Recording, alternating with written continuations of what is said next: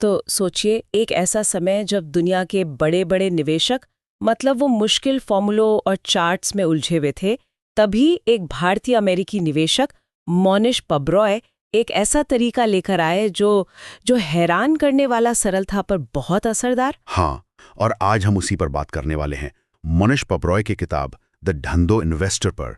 और फॉर्मूला क्या है? लो रिस्क हाई रिटर्न, मतलब कम जोखिम और ज्यादा मुनाफा। और मजे की बात यह है कि ये नजरिया किसी वॉल स्ट्रीट के महंगे सूट वाले बैंकर से नहीं आया है। नहीं, बिल्कुल नहीं। ये गुजरात के पटेल समुदाय की जो व्यापारिक समझ है वहां से निकला है। बिल्कुल। और यही आज हमारी इस बातचीत का मिशन है, ये समझना कि कैसे कम से कम जोखिम लेकर ज्यादा से ज्यादा मुनाफा कमाया जा सकता है। हम सिर्फ सिद्धांत नहीं समझेंगे, बल्कि वो मानसिकता डिकोड करेंगे जिसके दम पर पटेल समुदाय ने अमेरिका में लगभग 0 से शुरुआत की और आज वो 40% मोटर इंडस्ट्री के मालिक हैं। हाँ, तो इसकी शुरुआत कहाँ से होती है? धंधो शब्द से, है ना? बिल्कुल। धंधो सिर्फ एक शब्द नहीं है, ये अपने आप में एक पूरी बिजनेस फिलॉसफी है। और इस फिलॉसफी का सार बस एक लाइन में है, heads I win, tails I don't lose much. चिटाया तो मैं जीतूंगी, पटाया तो मेरा ज्यादा कुछ नहीं जाएगा। ये सुनने में तो थोड़ा सट्टेबाजी जैसा लगता है, पर ये उससे कहीं ज्यादा गहरा है। ये कोई जुआ नहीं है, ये एक खास तरह के मौके की तलाश है, जिसे निवेश की भाषा में कहते हैं असिमेट्रिक रिस्क रिवॉर्ड। मतलब एक ऐसा दांव जहां जीतने का इनाम हारने के नुकसान से कहीं कहीं ज्यादा बड़ा हो। सही पकड़ा। एक ऐसा निवेश जहां अगर आप सफल हुए तो मुनाफा मान लीजिए 10 गुना होगा, और अगर फेल भी हो गए तो आपका नुकसान सिर्फ 10-15% होगा। जबकि ज्यादातर लोग इसका उल्टा करते हैं। और जोखिम 100% का। धंधो निवेशक हमेशा ऐसे मौके की तलाश में रहता है जहां पलड़ा भारी तौर पर उसकी तरफ झुका हो। यहीं पर पबरॉय का वो सबसे शक्तिशाली फॉर्मूला आता है, कम जोखिम उच्च अनिश्चितता। अब जोखिम और अनिश्चितता, ये तो एक ही बात लगती है। मतलब अगर मैं अंधेरे में सड़क पार कर रही हूं तो जोखिम भी है और अनिश्चितता भी। निवेश में ये अलग कैसे हैं? ये एक बहुत शानदार सवाल है और यही धंधो इन्वेस्टिंग का समझिए दिल है। इन्हें एक समझना ही सबसे बड़ी गलती है। देखिए, जोखिम का मतलब है आपकी पूंजी का स्थायी नुकसान, परमानेंट लॉस ऑफ कैपिटल। पैसा डूब गया, वापस नहीं आएगा। जैसे कोई कंपनी दिवालिया हो जाए। बिल्कुल। मैनेजमेंट ने फ्रॉड किया, कंपनी दिवालिया हो गई, ये शुद्ध जोखिम है। और अनिश्चितता? अनिश्चितता का मतलब है एक अस्थायी भ्रम, एक घबराहट का माहौल। कंपनी बहुत अच्छी है, उसका बिजनेस मजबूत है, लेकिन बाजार में कोई अफवाह फैल गई या कोई ऐसी खबर आई जिससे थोड़े समय के लिए उसका शेयर बहुत गिर गया। ये अनिश्चितता है।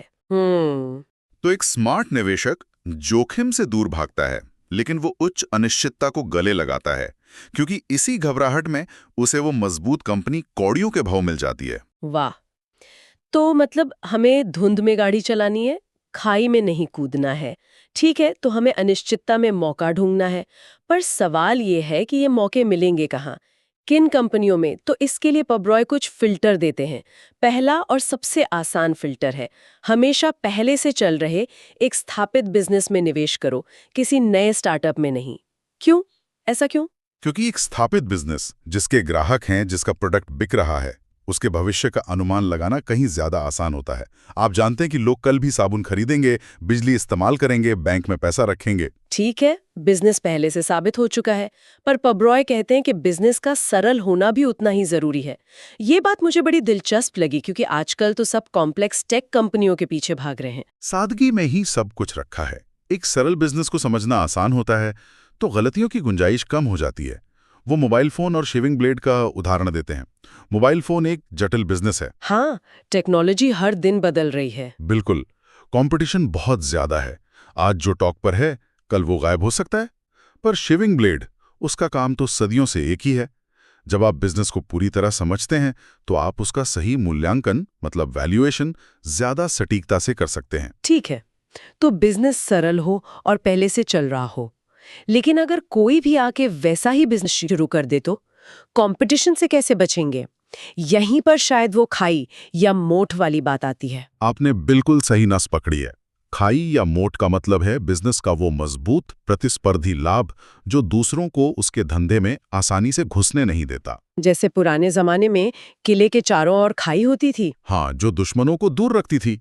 वैसे ही बिजनेस में भी खाई कंपटीशन को दूर रखती है। और ये खाई किस किस तरह की हो सकती है? कई तरह की हो सकती है। जैसे कोका कोला का ब्रांड, ये एक मजबूत खाई है। अमूल का डिस्ट्रीब्यूशन नेटवर्क जो गांव-गांव तक फैला है, ये खाई है। किसी दवा कंपनी का पेटेंट या फिर डी मार्ट की तरह सबसे कम लागत पर सामान बेचना, ये सब खाई हैं। तो हमने ये समझ लिया कि कैसा किला ढूंढना है, सरल, स्थापित और एक मजबूत खाई वाला। पर इस किले पर हमला कब करना है, मतलब इसे खरीदना कब है? और यहीं पर पबराय का सबसे कह सकते हैं क्रांतिकारी सिद्धांत आता है, संकटग्रस्त उद्योगों में संकटग्रस्त बिजनेस खरीदें। एक मिनट, ये तो सुनने में पागलपन लगता है। मतलब जब बाजार में आग लगी हो तो हमें हाथ सेकने जाना चाहिए? ये तो डूबते जहाज पर टिकट खरीदने जैसा नहीं है। हाँ, सुनने में ऐसा ही लगता है, लेकिन सबसे बड़ा अवसर वही छिपा होता है। यहाँ पटेलों का उदाहरण फिर से काम आता है। अच्छा। उन्होंने अमेरिका में मोटेल तब खरीदे जब 1970 के दशक में तेल संकट की वजह से मंदी थी। मोटेल के मालिक अपना बिजनेस बेचकर भाग रहे थे और कीमतें जमीन पर थीं। तो पटेलों ने कम दाम पर प्रॉपर्टी खरीद ली और जब अर्थव्यवस्था पटरी पर लौटी तो उन्हें जबरदस्त फायदा हुआ। बिल्कुल। और यही लॉजिक शेयर बाजार पर भी लागू होता है। सोचिए 2008 की मंदी में बड़े-बड़े बैंकों के शेयर कहाँ थे? या 2020 में महामारी की शुरुआत में एयरलाइंस का क्या हाल था? सब बेच रहे थे। सब बेच रहे थे और तभी एक धंधु निवेशक खरीद रहा होता है, क्योंकि उसे पता है कि एक मजबूत खाई वाली कंपनी अस्थायी समस्याओं से खत्म नहीं होगी और उसे वही शानदार बिजनेस डर के माहौल में 50-60% की छूट पर मिल रहा है। अच्छा, तो क्योंकि हम संकट में खरीद रहे हैं, हमें चीजें बहुत सस्ती मिल रही हैं। बिल्कुल, यही है वो वॉरेन बफेट वाला नियम, $1 की चीज 50 सेंट में खरीदें। बिल्कुल।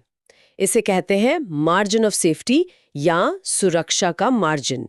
आप इसे गाड़ी के शॉक एब्जॉर्बर की तरह समझ सकते हैं।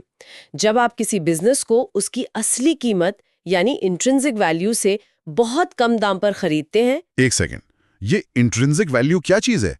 सुनने में बड़ा टेक्निकल लगता है। काल में कितना कैश कमाएगा, उसकी आज की कीमत क्या है, आपको बस उस अंदाजे से बहुत सस्ते में खरीदना है। और इसका फायदा? फायदा यह है कि अगर भविष्य में आपका अनुमान थोड़ा गलत भी निकल जाए, तब भी आपके नुकसान की संभावना बहुत कम हो जाती है, क्योंकि आपने उसे पहले ही इतनी छूट पर खरीदा है। ये एक तरह का सुरक्षा कवच है। ओके, तो हमने सही कंपनी ढूंढ ली, सही समय पर भारी डिस्काउंट में खरीद भी ली। अब क्या हमें बहुत सारी ऐसी कंपनियां खरीदनी चाहिए ताकि जोखिम फैल जाए? पबरॉय यहाँ भी परंपरागत सोच को चुनौती देते हैं। उनका 7वां सिद्धांत है, कुछ दांव, बड़े दांव, दुर्लभ दांव, मतलब डाइवर्सिफिकेशन के खिलाफ। हाँ, उनका कहना है कि डाइवर्सिफिकेशन उन लोगों के लिए है जो नहीं जानते कि वे क्या कर रहे हैं। लेकिन अगर आपने अपनी रिसर्च की है, आप बिजनेस को समझते हैं और आपको पता है कि ये एक हाई प्रोबेबिलिटी बेट है, तो छोटे-छोटे 10 दांव लगाने से कहीं बेहतर है कि आप एक बड़ा सोचा समझा दांव लगाएं। लेकिन इसमें तो जोखिम बहुत ज्यादा है। अगर वो एक बड़ा दांव गलत पड़ गया तो? पबरॉय के अनुसार नहीं, क्योंकि आपने पहले ही इतने सारे फिल्टर लगा दिए हैं। बिजनेस सरल है, मजबूत खाई वाला है, संकट में खरीदा गया है और भारी मार्जिन ऑफ सेफ्टी पर खरीदा गया है। इतने सुरक्षा कवच के बाद आपके दांव के गलत होने की संभावना बहुत कम हो जाती है। ठीक है, पर इतनी गहरी समझ आएगी कहाँ से? हम सब तो वॉरेन बफेट हैं नहीं कि हर बिजनेस को स्कैन कर लें। और ये सवाल हमें 8वें और शायद सबसे दिलचस्प सिद्धांत पर लाता है, नकल करें। पबरॉय खुले तौर पर कहते हैं, मैं नकल करता हूँ। ये तो कमाल है। मतलब वो कह रहे हैं कि चीटिंग करना ठीक है, लेकिन इसमें एक खतरा नहीं है। अगर मैं सिर्फ वॉरेन बफेट की नकल कर रही हूँ तो मैं हमेशा उनसे एक कदम पीछे रहूंगी। बहुत वाजिब सवाल है और यहाँ समझना जरूरी है कि ये अंधी नकल नहीं है, इसे क्लोनिंग कहते हैं। इसका मतलब है कि आप वॉरेन बफेट जैसे सफल निवेशकों का अध्ययन करें, देखें कि वे कौन सी कंपनियां खरीद रहे हैं। लेकिन सबसे जरूरी काम इसके बाद शुरू होता है। आप ये समझने की कोशिश करते हैं कि उन्होंने वो कंपनी क्यों खरीदी, उनकी सोच क्या थी। आप उनके खरीदे हुए स्टॉक को अपनी वॉच लिस्ट में डालते हैं और इंतजार करते हैं कि कभी अनिश्चितता के माहौल में वो स्टॉक आपको भी उसी सस्ते दाम पर मिल जाए। आप उनकी सोच को कॉपी कर रहे हैं, न कि सिर्फ उनके एक्शन को। तो ये एक तरह से महान लोगों के होमवर्क से फायदा उठाना है। ठीक है, मान लिया हमने अच्छी कंपनी ढूंढ ली, उसे सही दाम पर खरीद भी लिया। अब क्या? अब आता है सबसे मुश्किल काम, नवा सिद्धांत, धैर्य इज इक्वल टू लाभ।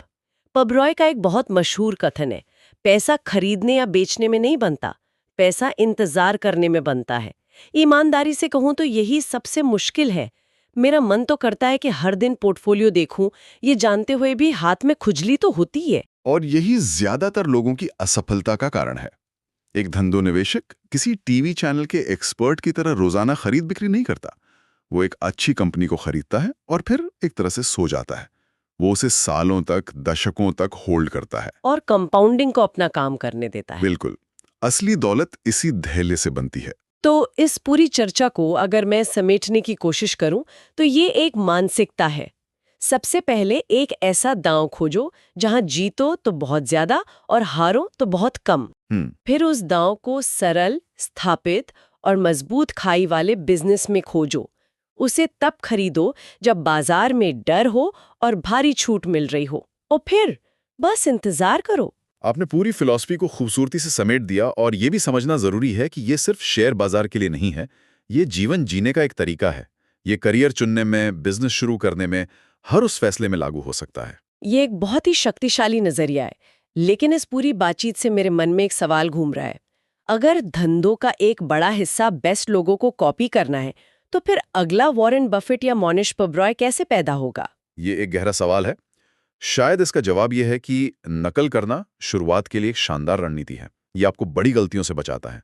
लेकिन हो सकता है कि सबसे बड़ा मुनाफा हमेशा उन्हीं को मिलता हो जो कुछ ऐसा देखते हैं जो बाकी सब देखने से चूक जाते हैं, जो उस भीड़ का हिस्सा नहीं बनते, जो नकल कर रही हैं। हाँ, बल्कि उस भीड़ के लिए एक नया रास्ता बनाते हैं। शायद असली जीनियस वो है जो नकल करने के बाद उस ज्ञान का इस्तेमाल करके कुछ ऐसा खोज निकाले जिससे कोई कॉपी नहीं कर रहा। और ये विचार हम अपने श्रोता के लिए छोड़ जाते हैं सोचने के लिए।